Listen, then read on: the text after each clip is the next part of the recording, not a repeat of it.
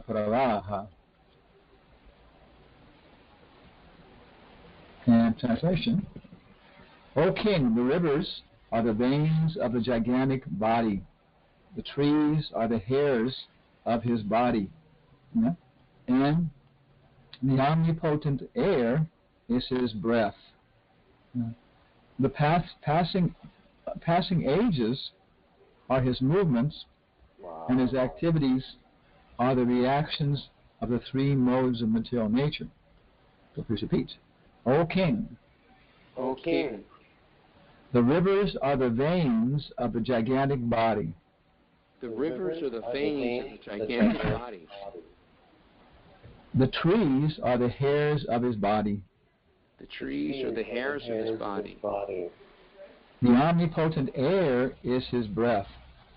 The omnipotent air is his breath. The passing ages are his movements. The passing ages are his movements. And his activities are the reactions of the three modes of material nature.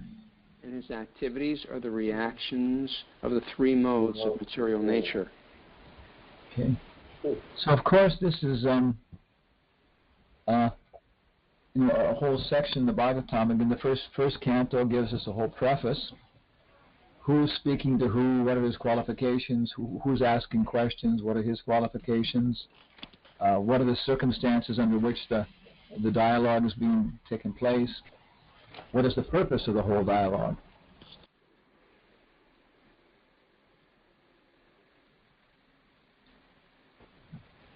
So Maharaj Parikshit is about to leave his body. The age of Kali is coming. Krishna has left, taken Dharma, religion, everything else with him. So we need a new incarnation. Maharaj Parikshit especially is the typical example of somebody who needs that. And so Maharaj Parikshit's history, character are all described in the first canto very well. And then Sukadeva Goswami, his history, character are all very described. So finally, the whole preface is finished in the first canto. We know why we're here, what the purpose is, who's talking, and we should be really focused by the time we finish the first canto. So second canto, it actually starts the Srimad Bhagavatam class by Sukadeva Goswami. And he starts off with Om Namo Bhagavate Vasudevaya. Then Maharaj Parikshit asks, what is the duty of a man, what is the dharma of a person, the best dharma, through his whole life, and especially at the time of death. Excuse me. Our speaker yesterday was also same problem. So Sukadeva Goswami then answers. And basically he answers everything in the first three chapters of the second canto. And he says that the whole purpose of life is to always hear and chant Shortabdini. I think it's text number 5. Yeah, to always be engaged in hearing and chanting about Hari. Always be engaged in hearing and chanting about Hari. And then what he starts off with was a very beautiful description of the Ras Leela. And he describes the gopis in the second canto. Is that true or false? No. He says, first off, we should start meditating on Krishna's energies with which we are familiar. Of course, this was a question yesterday. I think Narahari was bringing it up. And there's also, I think it's a little later, the Prabhupada deals with this in the second canto very, very precisely, And he says that considering our condition, that we think we are this body, that when we slip and sprain our ankle, we're conscious of the fact. We don't just kind of not notice, oh my God, I'm dead. I didn't notice. Oh, I haven't eaten for 3 days. Oh, like that. Oh, I haven't breathed for 10 minutes. Yeah, we notice these things, that we're breathing, that we're eating, but we have to give all these up.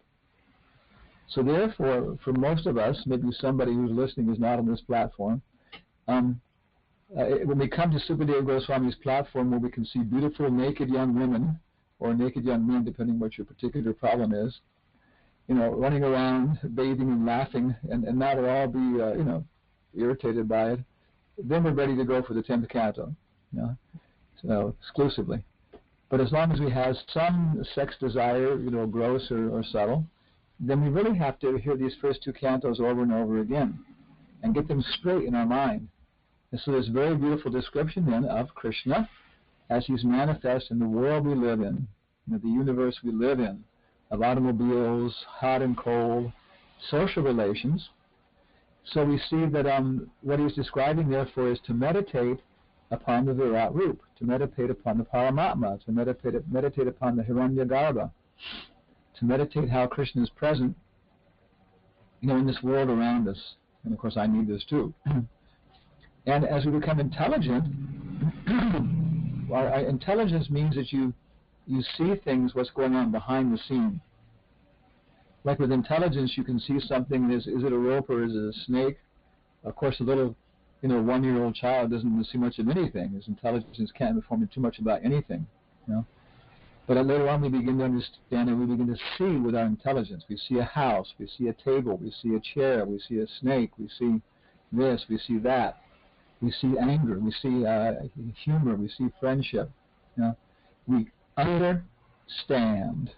We stand under the mind and the senses on the intellectual platform. And of course most people don't even adjust this. They're absorbed in their minds and their senses. But if we become intelligent, if we become Buddhas, then we can actually manipulate our intelligence. And this is Krishna consciousness. Krishna consciousness is Sri Krishna Bhavanamrita. It means to adjust the bhava, to adjust the intelligence. Everything is for Krishna. Krishna is the enjoyer. Everything comes from Krishna. So as we start to develop that consciousness of pantheism, and Prabhupada uses the word several times here. Sometimes he rejects it in this materialistic sense that God has become divided, but in the sense of a devotional sense that God is manifest everywhere, pantheism, he encourages that. It's actually essential. And then we can, of course, approach people like the Sierra Club and so many, pantheistic movements in the world of nice people, and preach to them on this platform, and ourselves we can also become purified. Bhagavad Gita chapter 9 and 10 has so much. The 9 actually has the pantheism of the universal form. Openness of the absolute. And chapter 10 then has the Paramatma, the Virat Rup, more like that. So it's a lot to learn how Krishna is manifest at different levels. And specifically, Prabhupada says everybody can appreciate pantheism from at least 2 things. Do you know what those are? I won't tell you. Later on. 2 things especially, pantheistic manifestations of Prabhupada that are available for everybody. We'll discuss it later. So here, in this chapter, Sukadeva Goswami is like giving this whole meditation to Maharaj Pariksha. Maharaj Pariksha especially asked, you told me to meditate upon the Lord's energies, but can you give me more details? And Sukadeva Goswami tells him, you should sit properly, you should breathe properly, you should be clean, you should have this schedule. So all these things is called Purush Achar or something like that.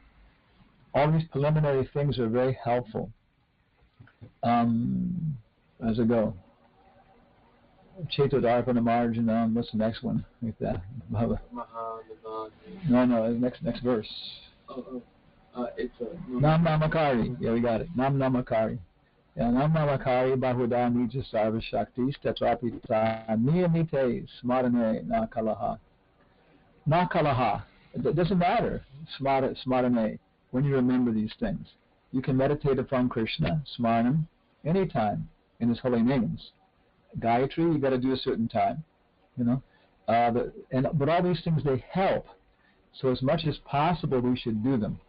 We should have a proper sitting place. We should have regular schedule. We should worship the deity. So many things given by Prabhupada. We should wear neck beads. We should put on tilak.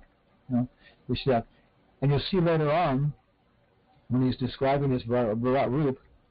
He's describing the gross elements, the different limbs, the elements, but then he'll come to Varna Ashram. So Varna Ashram is also a part of the Virat Rup, these social relationships. We think I'm a chaste girl, I'm a austere sannyasi, I'm a very loving son, but we're not. Those are just roles. Those are parts of the root that we've been stuck in, and we identify with them, and we should, because then we can, connect them to Krishna and see through them to Krishna. It's the best way to see Krishna is through, these instruments. So I made a little summary here because in 2:129 through 37, there's a whole list of all these different demigods and these parts like that. And today's verse is, of course, just one of those, so we can kind of go down through them here. Number 1, his arms are the demigods headed by Indra. So that's pretty obvious, doing so many things like that. The 10 directional sides are his ears, and physical sound is his sense of hearing. So many times they're actually connected. So 10 directions: north, south, east, west, northeast, southeast, southwest, like that. And that makes 8, and up and down makes 10. So sound actually creates space. This is a very interesting idea for meditation and stuff like that. Well, what does the word space mean? And it's probably a little different than we commonly use it in English, because Prabhupada's using it a little different. But if you look at space the way these geometers and scientists define it, more sophisticated investigation, you start to discover that these things are very much related. Prabhupada says all these verses will be the basis for great scientific discoveries in the future. Okay, so sound, hearing, the ears are all connected to the Digvijayas, who are the demigods in charge of space. The Ashwini Kumars, there's 2 of them, are the nose of the universal form. And material fragrance is his sense of smell. That's a hard one to get. So if I smell a nice rose like that, then that is Krishna's sense of smell. Okay. But his mouth is blazing fire. It's interesting because so much prana and stuff comes out of the mouth. The sphere of outer space constitutes his eye pits, and the eyeball is the sun, has the power of seeing.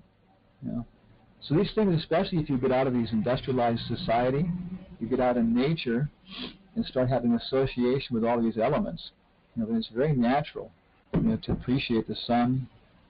And the sun, of course, is situated in space, and that includes the eyeballs, eye pits, eye sockets.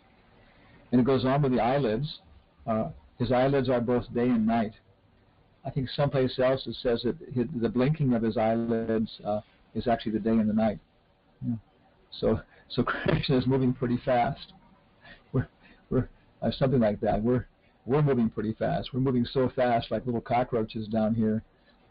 That when Krishna blinks his eye, that's one day and one night. In the movements of his eyebrows, the Brahma and similar supreme personalities exist. His palate is the director of water, Varuna. So Varuna is the palate. And it goes on. The juice or essence of everything is his tongue. Wow. So the palate and the Varuna and the water and the tongue. Prabhupada says that we see, therefore, the tongue is always wet, because without that moisture, you can't properly experience tastes. The nose has to have some way. You have to have air, right? Air has to be associated with smell. So your nose is always, when you smell something, you sniff, and you want to taste something, you have to squeeze some saliva out. It's very interesting. The Vedic hymns are the cerebral passage of the Lord. Now this is a strange one. Many times in Sanskrit we have to look back and see what it means. I don't know what it means, but cerebral passage means. Are the Vedic hymns. His jaws of teeth are Yama, the god of death, who punishes sinners. In the universal form, when Arjuna sees it, he sees everybody rushing into the mouths, all the soldiers rushing into the mouths and being crushed between the teeth like that. Really, it's a great painting like that. I guess, I don't know, with blood coming out or something. And it goes on with the teeth. The art of affection is his set of teeth. Of course, how many dentists, I see, I'm amazing at this, how many dentists are involved in cosmetic surgery? I had to have my teeth, some work done a few days ago, and you could see so much they were into this whole cosmetic thing of the teeth, you know. And if your teeth are yellow, it's considered, you know, oh my goodness, it's not good. But according to Ayurveda, as far as I've heard, the people who are Pitta will naturally have yellow teeth, you know. But our culture is considered bad, so they give you all this stuff to artificially whiten your teeth and pour fluoride into them, which probably creates all kinds of bad things for your teeth. I asked him, do you know, in dental surgery and stuff, or dentists, do they know why the color's there? And he said, there's just some general things that really nobody knows. You know? And then I go to Sundar's psychiatrist here, our boss here, and he says so many of the drugs that work, it says right in the bottle, psychoreactive mechanism unknown. You say, we don't know why it works. But it didn't kill any dogs. It didn't kill any convicts in prison. It didn't kill any people on welfare. It didn't kill any low-class people who can't afford lawyers. Okay, so we're going to try it on rich people now. You know? That's basically the way it goes. You know? You know? So, but there's so much in terms of medicine and other things which people just cannot explain. But if you take this approach of Sankhya, you know, that we're talking about now, applying the Virat Rup, going back with the elements, you get such a very consistent, intuitive, natural explanation of the fire in the body and about what you should eat and how you should act and how you should keep your schedule. So Ayurveda is one branch of this. Gandharva Veda is another branch. Vastu Veda is another branch. Danda Veda. And these are all, you know, details once you begin to understand the basic principles. And then, of course, you see how Krishna is in all these things. Okay, so the art of affection is his beautiful teeth. The most alluring, illusory material energy is his smile. Wow. So I guess we shouldn't be too afraid of the alluring, illusory energy if we see it's just Krishna smiling at us. This great ocean of material creation is but the casting of his glance over us. Modesty is the upper portion of his lips. Hankering is his chin. So I heard this yesterday. The devotee was talking about, you know, how we see different people with big chins in the movies and prominent chins. The physiognomy, so much, huh? You know, the smile, the teeth, the chin. Religion is the breast of the Lord, and irreligion is his back. Oops, I went the wrong direction there, okay. Looking backwards, I guess I'm irreligious. Okay. Brahmaji, who generates all living beings, is the material world, is his genitals. The Mitra Varunas are his two testicles. Ramananda commented on that. The ocean is his waist. That's interesting. Goes all around the world. Hills and mountains are the stacks of his bones. Yeah. It's such nice meditations when you get out in nature and so on like that, you know, and see these things. You can just think about how it's all an organic entity. The rivers are the veins of the gigantic body, from today's verses. You know. And of course, this is very easy because we know that so much trash and everything else gets dumped into the river, so it can go to the ocean, and the ocean should be able to accommodate it and digest it. Although we're over flooding the ocean now. But normally all the trash and contamination gets thrown into the rivers, and they carry it away. They purify it before it even gets to the ocean. And of course, all the water is stored up in the big ice caps and places like that, the glaciers and snowpacks. And gradually through the year, it melts, and it goes down into the rivers, and it's taken off into canals and like capillaries, you know. So it's very, very natural to see that the rivers are the veins of a gigantic body. The trees are the hairs of his body. Okay. But also it says other places the plants and herbs are also his hair. So, of course, you make this point that if somebody takes a pair of tweezers and pulls one hair on your body, you feel it. And it's disturbing. You say, what are you doing? Stop that. Yeah. So the same way, if when you take one little clump of grass and start tearing it out of the ground, the same way, Krishna is conscious of that. Every little blade of grass, Krishna feels it when you start pulling on them. And the other side of the coin, when we're kind to one little plant, one little plant is thirsty and parched, and we give it some water to drink, like that, then or help it with some skin disease. Then Krishna's conscious of that. And so his consciousness is so big, so refined that he can be aware of all these things. The omnipotent air is his breath. Now, air, we usually think of what's in the lungs, but air also means the prana. And of course, the prana is circulating in the 6 major chakras in the body. You can feel it in your stomach. Sometimes you have fear or anxiety or depression because you feel your stomach is having problems. Another chakra, of course, the heart, the throat. If you close your eyes or don't look at things, you can feel the movements of prana in your body. And of course, the candle, you can't see it, but you move your hand close to it and you can feel the prana coming off of it, like that. So whatever is hard or soft, hot or cold, that's prana. And of course, it does flow, many places. Other places, static, like a piece of wood. There may be a tremendous amount of prana in there, but it's in balance. But if you put it into a fire with the proper circumstance, and all the prana will come out and be released, and the movement will happen. So the omnipotent air, which is everywhere, it's in the clouds and the winds, hurricanes, but it's also flowing in our bodies. And our bodies are, of course, connected to the food, and the food is connected to this, and So Krishna is omnipotent like the air, and that's his breathing. If Krishna stops breathing, then all his prana ceases to flow.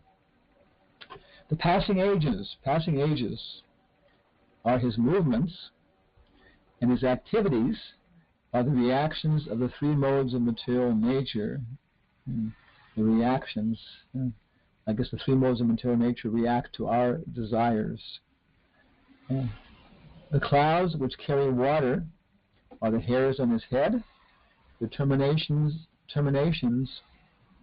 of days or nights are his dress. So in other words, it explains later on that the sunrise and the sunset are the colors of Krishna's dress. And I remember especially we were in Calcutta we were staying about 2 miles from the airport, working on a science project with Sri Damodar Maharaj. And I used to go up on our building in the morning and evening. And of course, in that tropical atmosphere, the sunrises and sunsets are just unbelievable. And the colors and everything else, it's just unbelievable colors, so beautiful, like that. And of course, Krishna is Pitambar. He's dressed in the yellow-colored garments. And so the color of the sunset is the color of his dresses, like that. So very, very nice meditation. Yeah. You think, wow, it would be so nice to see Krishna personally.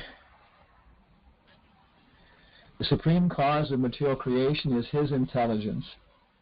His mind is the moon, the reservoir of all changes. The principle of matter, Mahatattva, is the consciousness of the omnipresent Lord, as asserted by experts.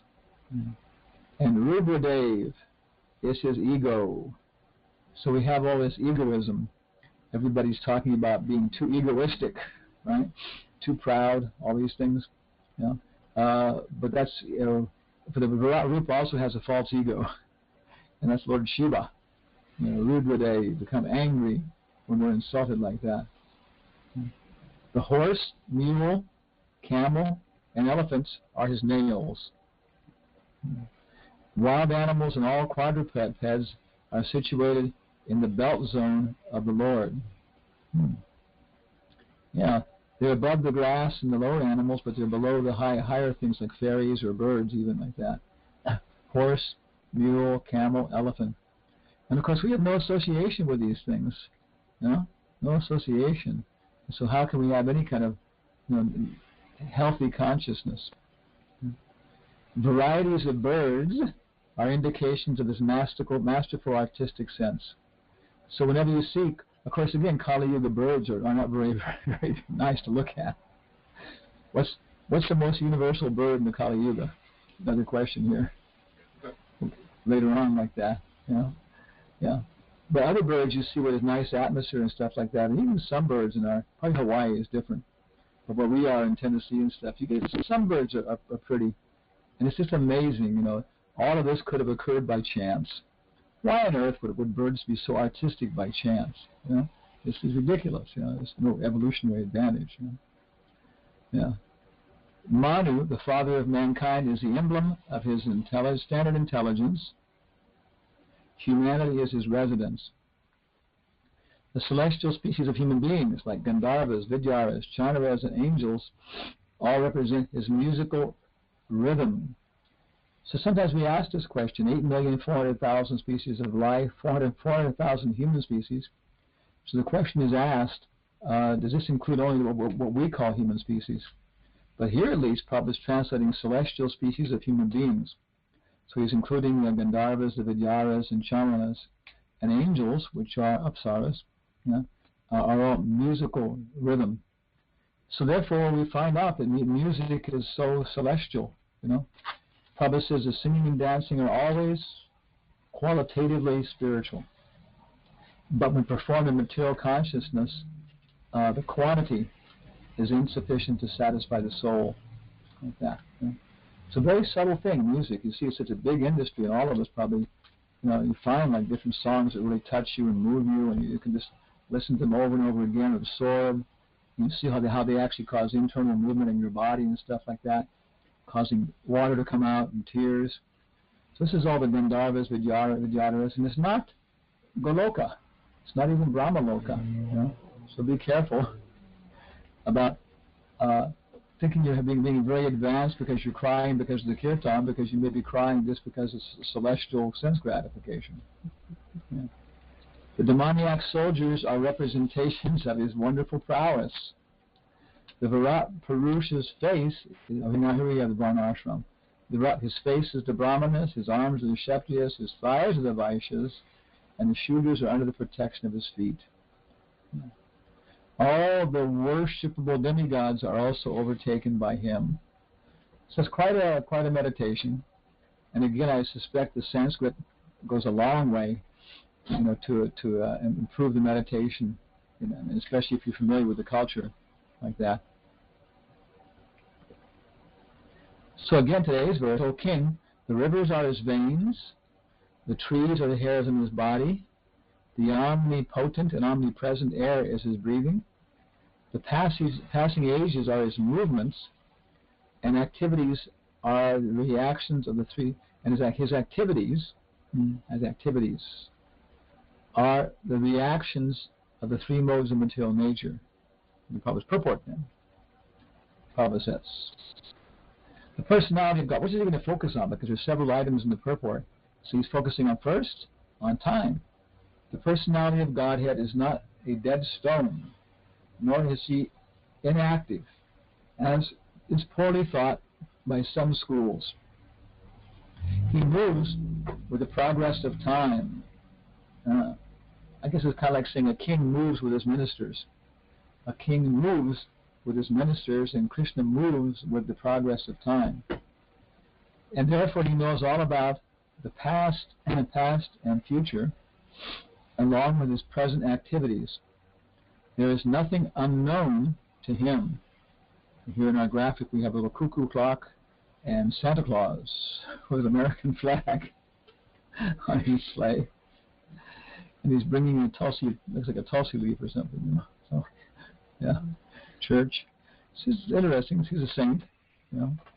I guess he rewards good and bad boys, you know, good and bad boys and girls. So he's a very interesting character. I guess he's still floating around. Christmas has become so Christless. When I was a child, all these outdoor lighting things, most of them had Jesus and Mary and all the wise men. But now you have to look very difficult to find any manger scene. I looked on, if you look at nativityscene.com, you can buy them for like $170. They have like, you know, 3-foot tall ones, church size. And all you got to do is pound them in with a hammer. Okay, so at least the Hare Krishnas can celebrate, you know, Christmas. Yeah. And Guru Puja. We're having like on Christmas Day we have Guru Puja. Because Prabhupada said Jesus Christ is our guru. You know? Like actually, it's when devotee did a whole thing of what Prabhupada says about Christ. It was incredible. What happened to it, I don't know, but so many comments, interesting comments. And Christianity is something else, because Prabhupada many times was criticizing Christians, but about Christ, from all the sources, of very nice work to do that, and see our position. Yeah. So he knows everything about the time factor.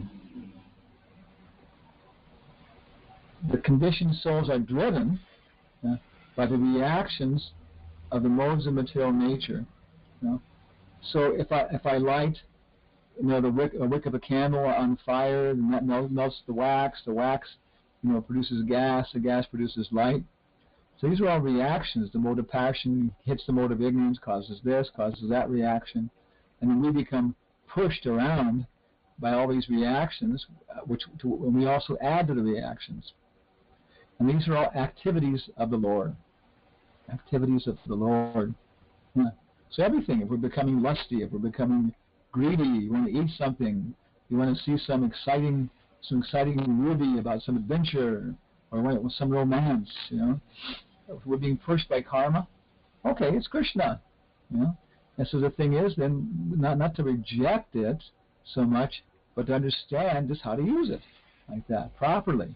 And then we can use everything that's kind of happening to us in a very proper fashion. Of course, I have my whole example of what to do with all the nuclear weapons in the world. I have a whole plan, if we become Krishna conscious, what to do with all the nuclear weapons in the world, like that, for Krishna. As stated in Bhagavad Gita 7.2, the modes of nature act under his direction only, and as such, no material functions are blind or automatic. So we reject Newton's, I think it's second law of motion, which is the law of inertia. Newton was trying to figure out what's happening. So he came up with these laws of mechanics, which we just take as accepted. But Newton invented them, describing nature. And he said any object will continue with the same momentum, the same velocity, and like that, unless it's interfered with by another object. And so here it's saying we reject that. No, that Krishna has to maintain it. Nothing is going on automatically. Everything is being carried on. All the processes that seem to be steady and fixed and being carried on so nicely are actually being carried on by Krishna. And here's Bhagavad Gita 7.12. It's nice to look these up. You can refresh your memory, learn to use them the same way Krishna uses them. Ye chaiva satvika bhava rajasas tamasaschaye mata eve titanvidi natvaham teishu te mayi. Know that all states of being, be they goodness, passion, or ignorance, are manifested by my energy. I am in one sense everything, but I am independent. I am not under the modes of the material nature, for they, on the contrary, are within me.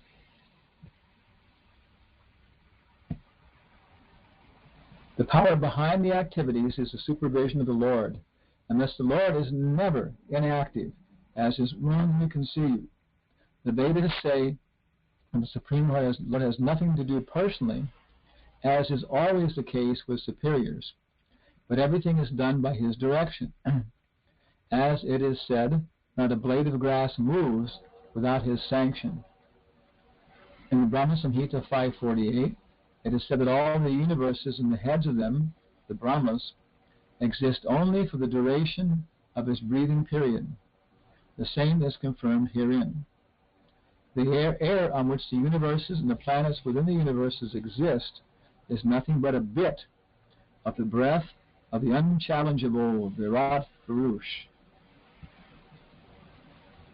So even by studying the rivers, trees, air, and passing ages, one can conceive of the personality of Godhead without being misled by the formless conception of the Lord. In Bhagavad Gita 12.5, it is stated that those who are much inclined to the formless conception of the Supreme Truth are more troubled than those who can intelligently conceive of the personal form. Like that. Yeah. So again, we can take advantage of the rivers, the trees, the airs, and the passing ages to reinforce our personal conception. But of course, especially it was recommended that we engage in deity worship, because we're so on this platform of physical bodies and so on. So recommended to more or less, and especially Prabhupada says 7, 3, 21, maybe. Yeah. Shravanam, Kirtanam, Vishnu, Smaranam, Pada Sevanam. I think it's 7, 3, 21.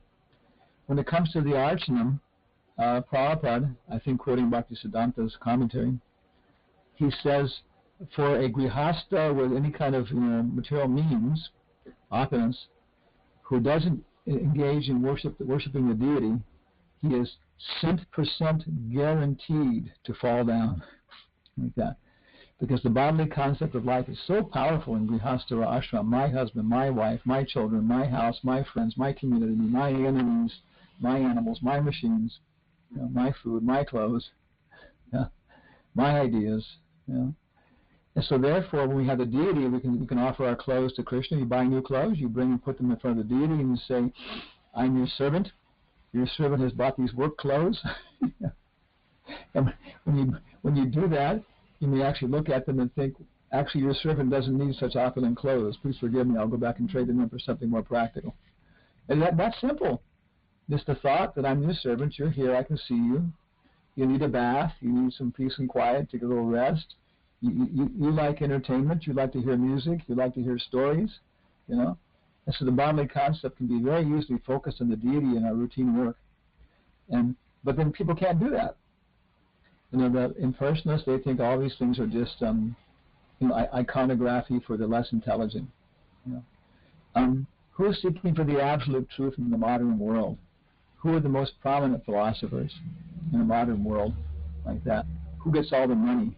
Who has control of the education? Which philosophers? Like that. Another question. I have 4 questions now.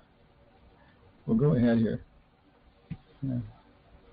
Oh, thank you. Okay, that's the end of our show. Okay, thank you. Hare Krishna, all glory to Srila Prabhupada. Please accept our humble obeisances. Any comments, questions, complaints, donations? Donations. All right, so Maharaj, We'll get a PayPal number. I've unmuted everybody. It's so powerful. I have some questions, but I You will just wait. take a little drama. You can mute everybody, unmute them all at one time. Well, I did unmute everybody. Among Supreme Controllers, I am Ramananda. Oh, now we're in trouble. His hands and mouths extend everywhere. So, Prabhu, anyone have questions or comments?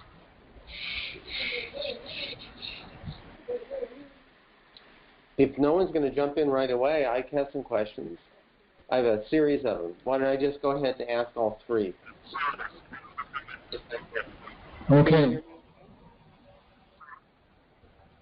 Very well. All right. I have it was a very nice meditation on the entire universal form. I'm glad that you went through a summary of universal form.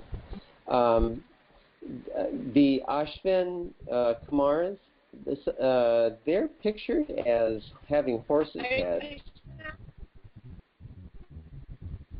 And I was wondering if you knew why. But more important than that, what is the relationship between the Ashvin Kumaras and then the material, the sense of smell, of fragrance? That's one question. Then the other is, could you... We'll do one at a time. You're taking one at a time? That's fine. Yeah. Go ahead. I think Ashtra means horse. Ashtra made a yagna, like that, And then Haya Shirsha, Haya Griva, that's also horse. So I don't know, This sounds like something for the Puranic Encyclopedia or Wikipedia, like that. But I don't know how they're related. I mean, horses have a good sense of smell. They have big noses, Yeah. So that's about all I know. So I don't know anymore, so I can't give much help on that question. Do you know if the Ashwin Kumaras have anything to do with in their universal administration with the sense of smell? I just don't know. I know they're twins, and what's the one? Of course, Madhuri asked for, she got to use the mantra one time, so she said Ashwini Kumar, and she got twins, so she tricked Kunti and got 2 kids. What else? Then we have Sukanya and Chaivana. Chaivana Muni, he put some pressure on them by his mystic yogic power, and they came and revitalized him, because they're involved with medicine. That Prabhupada mentions like that. And actually, they're not allowed to partake of the what's the stuff? Not Varuni, the soma results of the sacrifices, kind of, because they're physicians. And Prabhupada said, I guess it was universal. It wasn't just in India, but there weren't like complicated chemical laboratories before. So therefore, to ascertain the condition of the patient, the doctor would taste a little bit of their excrement. Like that. And Prabhupada said he even saw it, like in the doctor's office, with the little sample bottles there with the patients, excrement, to use a polite word, and their urine, to use a polite word. And the doctor would then go through, I guess, and smell it carefully, maybe feel the texture, and then taste a little bit like that. So quite a surrendered job to take care of your patients, Then with the body's chemical laboratory, then you can distinguish stuff. So maybe, of course, even on the tongue, there's a little bit pungent. The tongue, of course, doesn't tell much about taste. Tongue just tells what salty, sweet, sour, something like that. Then all the flavor actually comes from the nose, so they're connected like that backwards. So the Ashwini Kumars, being in terms involved with medicine, may very much be involved with also the fragrance, which tells us a lot about the health of the body and what's happening, So that's about all I know. Okay. We just read in today's verse about the air being omnipotent. You did speak somewhat about that, about prana. But I was just thinking, in my own naivety, that wouldn't a better word be omnipresent instead of omnipotent? Because it's spread everywhere. Yeah, they're both there. It's omnipresent, like you're saying, pretty much, Because there's a thing also. There's a certain level above which the air doesn't circulate. These are kind of tricky things because we think this and that, and it's very matching up to Western culture. It's a whole job, But above a certain level, above the earth, apparently that there's no prana, as we know it, And so the different demigods, certain demigods above the demigod level, maybe like Maharloka, Janloka, and Tapaloka, there's almost no prana present. And when you come to Brahma Loka, Brahma in his most simple form is pretty much nothing more than an intellectual being. He has nothing. The only body he's attached to is his body of knowledge. He's attached to that. I know. I'm the Brahma. I have great logical systems, great understanding. But then he can take on, psychological, manas elements, and he can take on grosser elements, but he can also take them off when he wants to. So at different levels. So at that point, the air disappears. So it's not actually omnipresent in that sense, although pretty much as far as we're concerned. And omnipotent, again, it's just so powerful. Is pretty much whenever we talk about power, we usually talk about physical power. We're talking about that, like in buildings or this kind of stuff like that.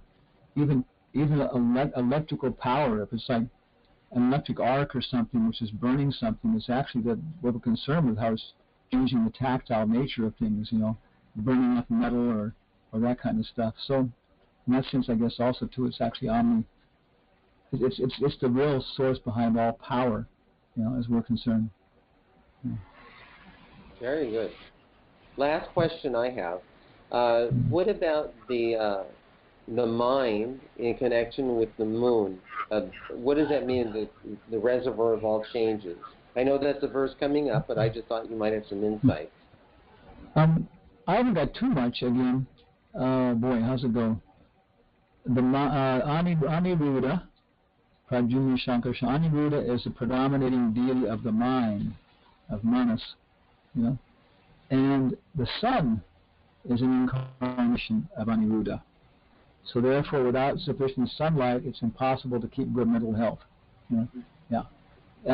But the moon, the moon is usually considered to be like the wife of the sun, like that. Although it's the masculine god. In Chinese culture, it's a girl. But of course, Chandra is a moon god, Kshatriya dynasty.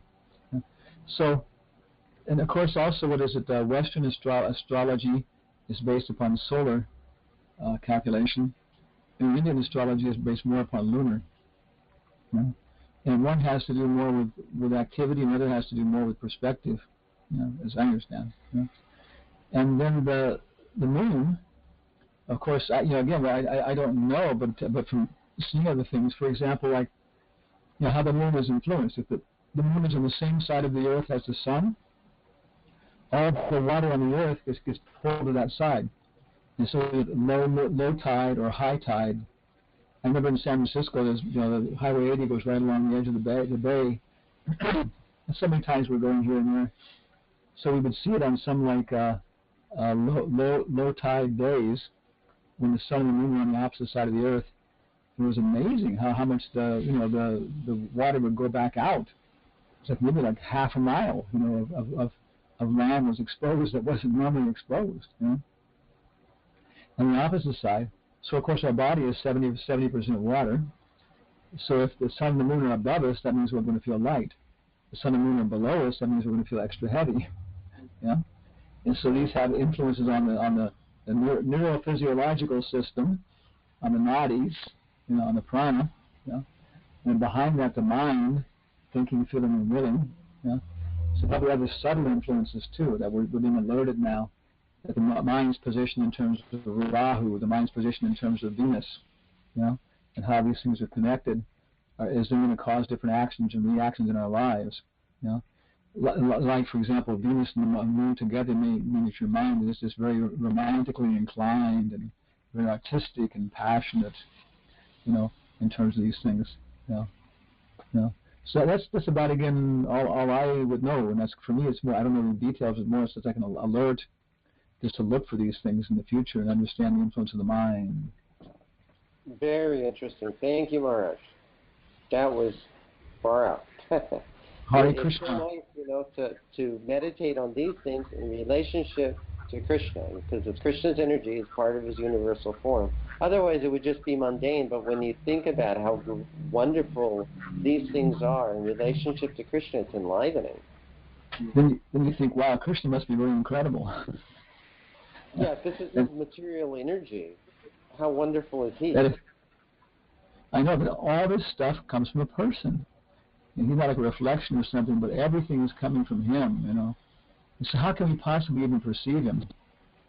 In Peter Brook Mahabharata, which I love, Peter Brook's Mahabharata, he's telling Arjuna about fighting with Karna, And he tells him, he said, Karna's like the sun. You can't look at him directly, His arrows are his rays, There's no way that Arjuna could kill him or defeat him like that. But now because he's lost his spear, he's reduced to the condition of an ordinary mortal, so on. But remember that, it's just like Krishna's like, you can't look at him. He's just so intense unless you have very, very special, purified, body, and you're looking at him through a lot of different lenses. Which will adjust the whole experience in a transparent fashion to bring it down to your level. Otherwise, he's just too powerful, too great.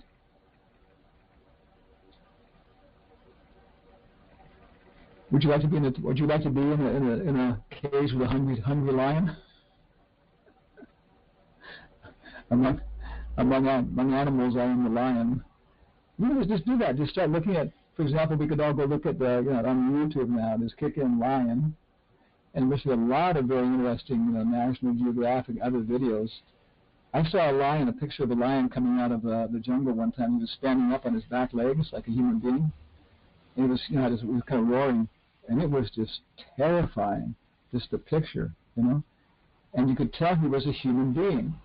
You know, you felt like his legs were bowed and he had these powerful biceps. His chest was squeezed, and his face was distorted with this big, pompadour hairstyle.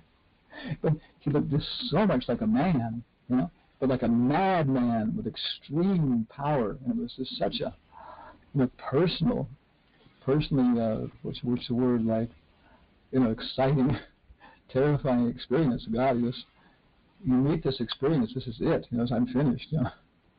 The boss. So, any other comments, questions? Yeah, Dandavats Maharaj. Hare Krishna. Vidagdamadava Das here. So, my brother was in Northern California years ago, and we don't see each other much. But, just to kind of do something together, we went to SeaWorld and up in Marin somewhere. And part of the experience was this guy that worked with big cats. And there were tigers and lions. And at the end of the show, he had all the cats leave the cage. And then he turned to the audience and he said that he had taught this one lion a behavior that he's never been able to teach before. And the behavior was, with the stick, he had him get up on his haunches, something like you just said. He wasn't standing on his hind legs, but it was like a big dog, like he raised up on his haunches and he had his paws kind of limp in front of him. And then he sort of like shuffled forward. And it was all about getting this piece of meat at the end. That's how he got him to do it. And when I was watching this, I saw the expression on this lion's face. And he was humiliated. He knew that body, this was not the body he was in was what it was meant for. And it just struck me, that he had this kind of emotion. You could see it in his face that he knew he was degrading himself. And so when Krishna says, of beasts, I am the lion, it's this dignified king of beasts, that's just, when he roars, everybody pays. All for a piece of meat. All for a piece of meat. Right. Just for, something, a little reward at the end.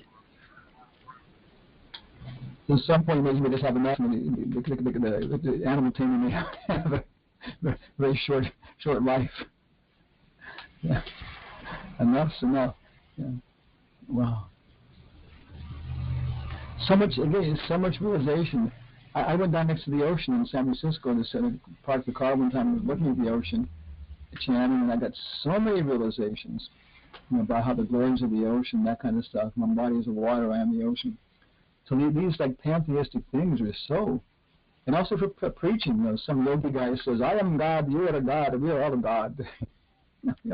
He's hitting with one of these pantheistic things, and the guy is like, right away, he's okay, you're a lion amongst animals. But almost. I have a question for you, Maharaj. Okay. Well, if Krishna feels us pulling grass out of the ground, should I be weed whacking the front yard? You're weed whacking Krishna. Should I stop weed whacking? I got him out of mother. I don't know. Well, there's barbers. Vedic culture is full of barbers. Lord Chaitanya had a barber. Yeah, am I committing an offense to Krishna by weed whacking? No, you're his barber. Yeah.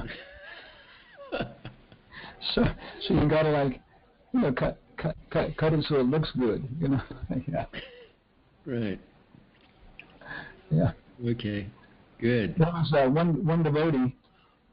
He was working in an appliance store, Actually, this is a group. I may have told you this before. It's Guru Prasad Swami told me this joke, so I guess it's authorized by the GBC.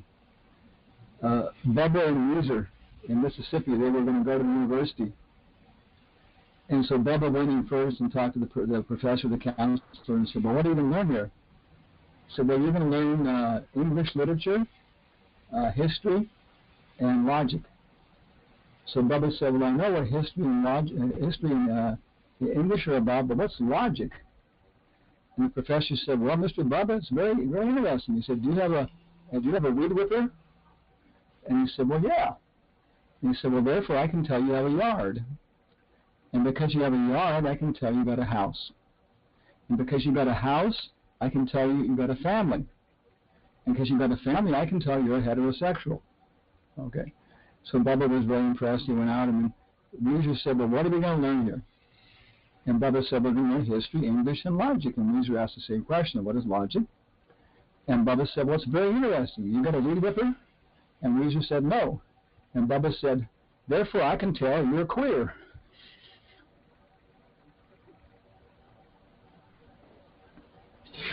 That's good. So on that note, we will now go. I'm glad you got a weed whipper, fellow. Right. His devotee was working in an outdoor appliance store.